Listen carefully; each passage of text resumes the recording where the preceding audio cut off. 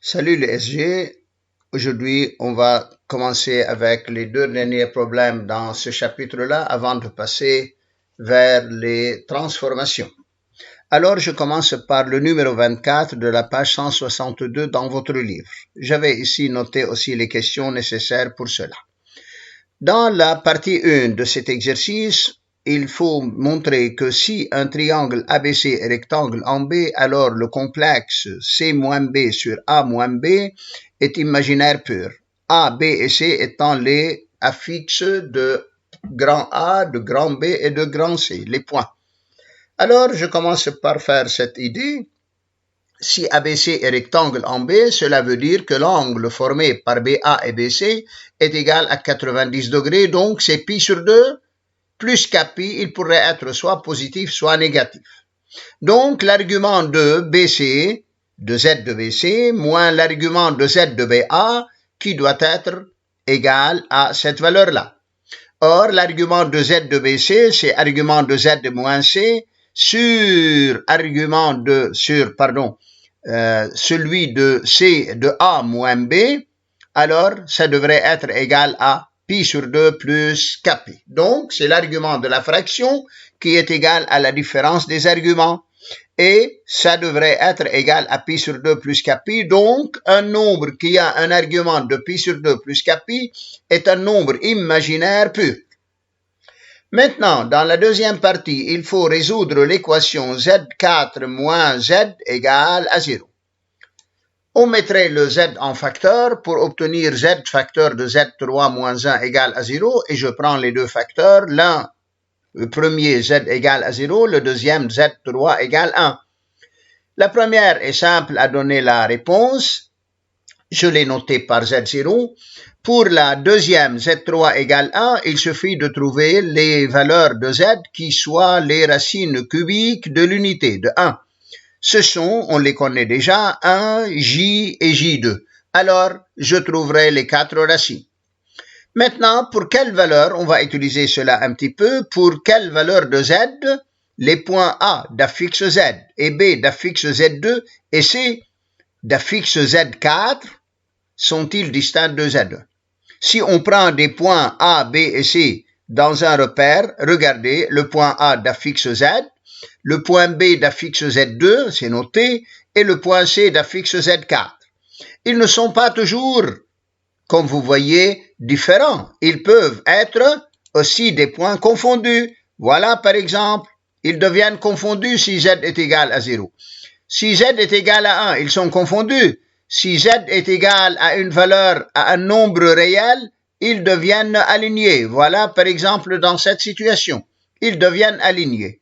Ils sont toujours différents, mais dans cette partie, il nécessite que les 3 points soient différents, et non pas seulement différents, mais qu'ils déterminent aussi un triangle, c'est-à-dire non aligné.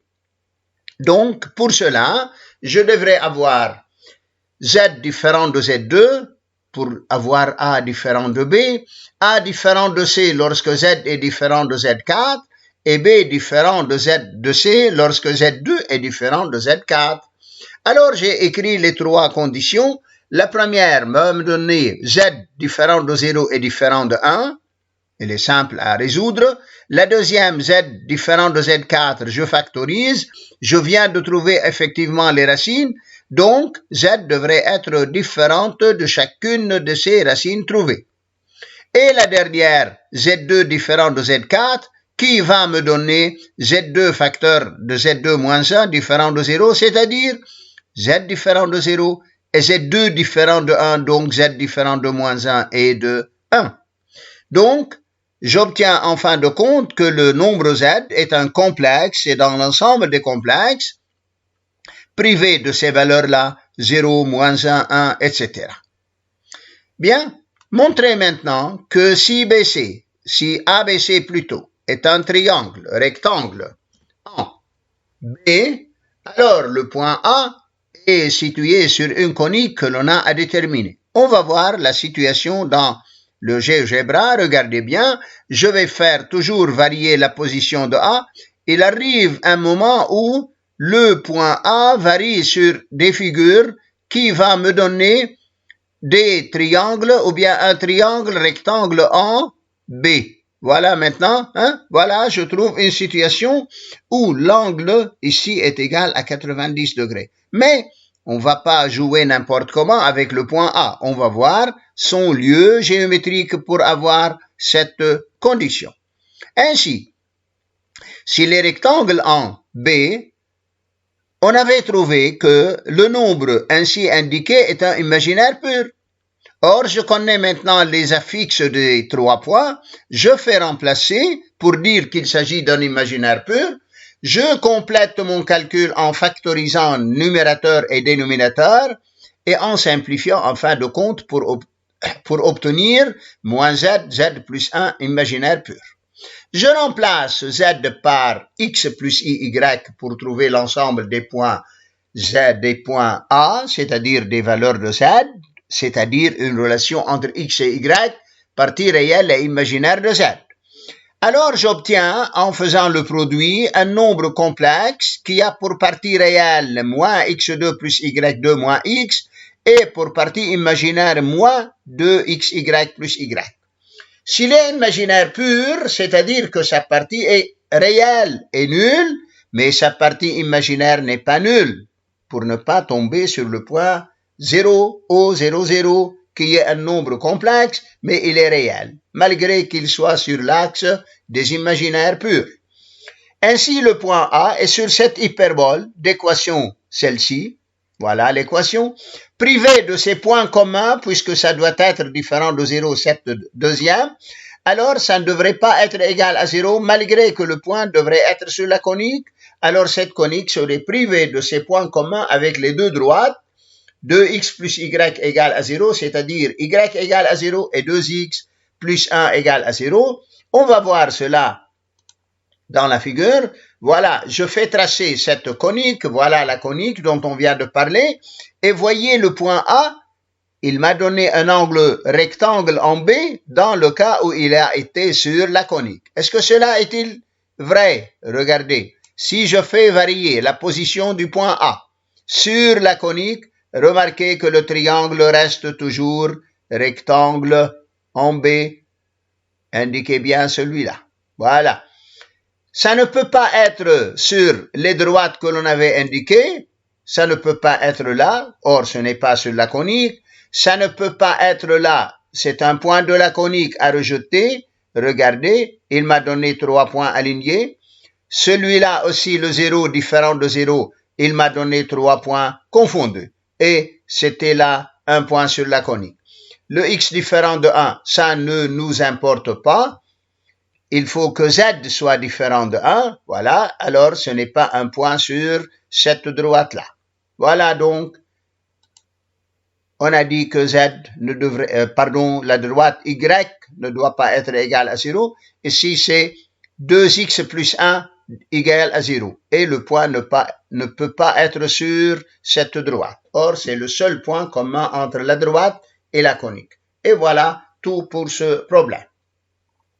On attaque maintenant le numéro 25 dans la même page, qui est aussi simple à faire. Faites bien attention au calcul.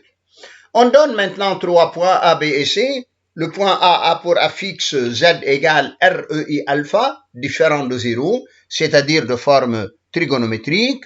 ZB 1 sur Z, puisque ça doit être différent de 0 le Z. Et ZC, c'est Z2 sur Z bar, le conjugué de Z. Quelle est la forme exponentielle de ZB et ZC, ce qui est demandé dans la première question? ZB, je remplace Z par sa valeur, 1 sur REI alpha. Alors le module, c'est 1 sur R et EI moins alpha. Faites bien attention puisque c'est dans le dénominateur.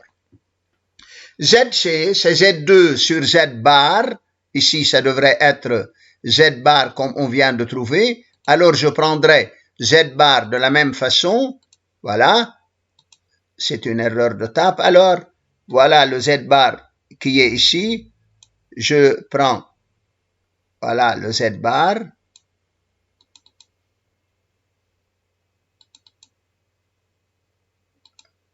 Bien. Alors, on l'a noté de la même façon. Maintenant, c'est R2, 2, E2 et alpha sur R moins I alpha, faites bien attention, le Z bar, c'est moins I alpha. Alors, c'est R par E, 3I alpha.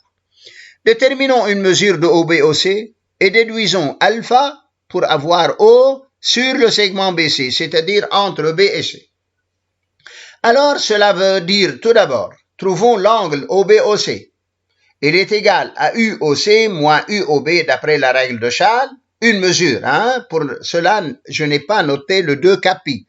Alors, c'est argument de ZC moins argument de ZB qui est égal 3 alpha moins alpha égale à 4 alpha. O sur le segment BC, lorsque OB-OC égale l'angle orienté, c'est pi plus 2 capi. Pi obligatoirement, ou bien moins pi.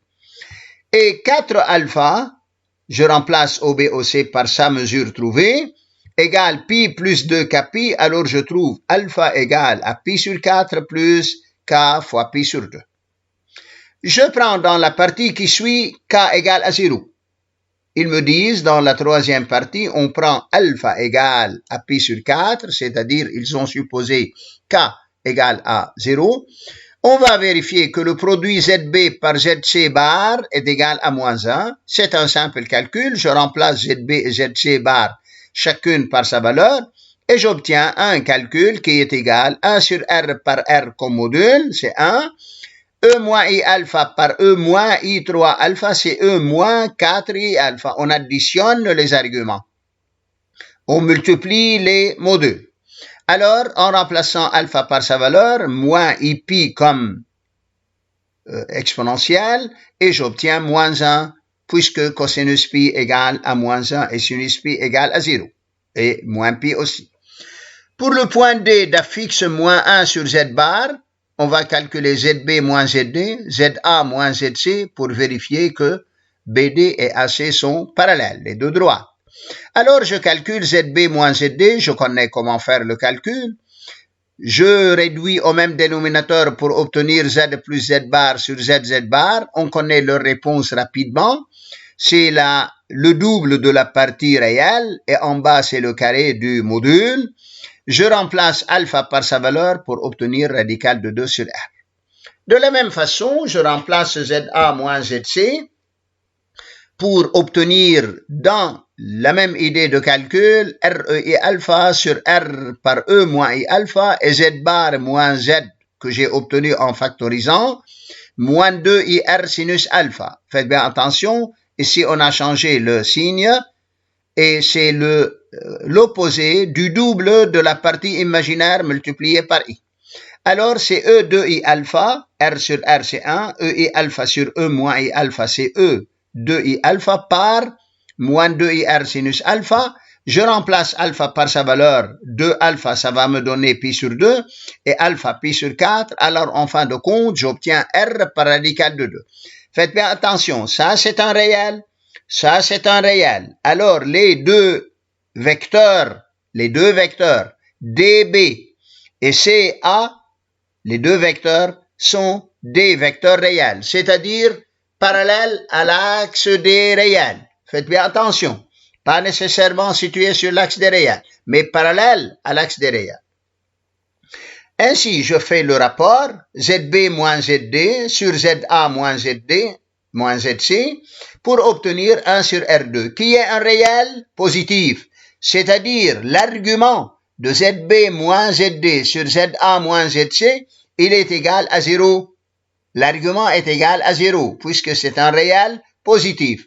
Alors, il est égal l'angle à 0 plus 2 capi, et ainsi j'obtiens que les deux droites sont parallèles.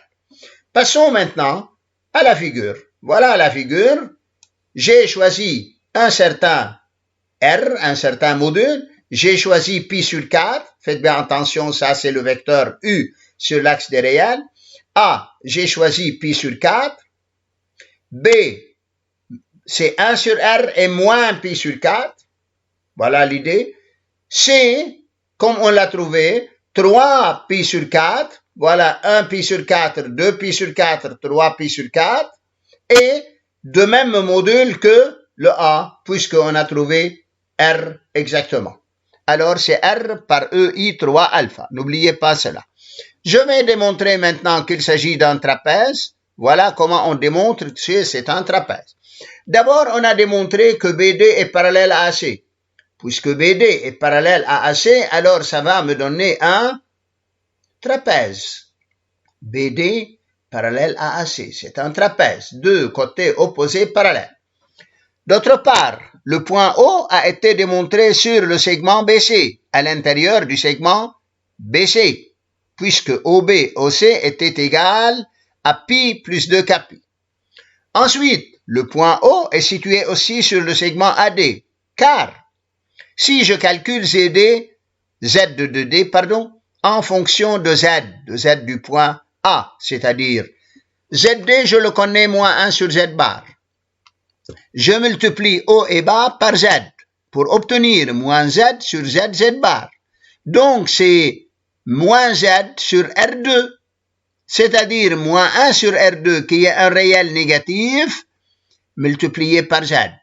Alors, j'obtiens que le vecteur OD, celui qui remplace ZD, il est égal à moins 1 sur R2 par OA, le vecteur. Ainsi, les deux vecteurs qui ont un point commun O sont deux vecteurs de sens opposé, c'est-à-dire le point O est entre A et D. Ainsi, les deux diagonales AD et BC de ce trapèze se coupent en O, et que, en haut, j'obtiens quelques particularités. OB égale OD de même module R, 1 sur R, et OA égale OC de même module R. Voilà, on a noté cela. OA égale OC égale R, on l'a déjà démontré. OB égale OD égale 1 sur R, c'est déjà démontré à partir d'ici. Pour le OD et OB, on le connaît depuis le calcul précédent qu'il est de module 1 sur R. Ainsi, puisqu'il se coupe en haut, en déterminant deux triangles, un triangle isocèle puis un autre isocèle opposé par le sommet, cela est tout à fait suffisant pour obtenir un trapèze isocèle et voilà la finalité. Bon travail.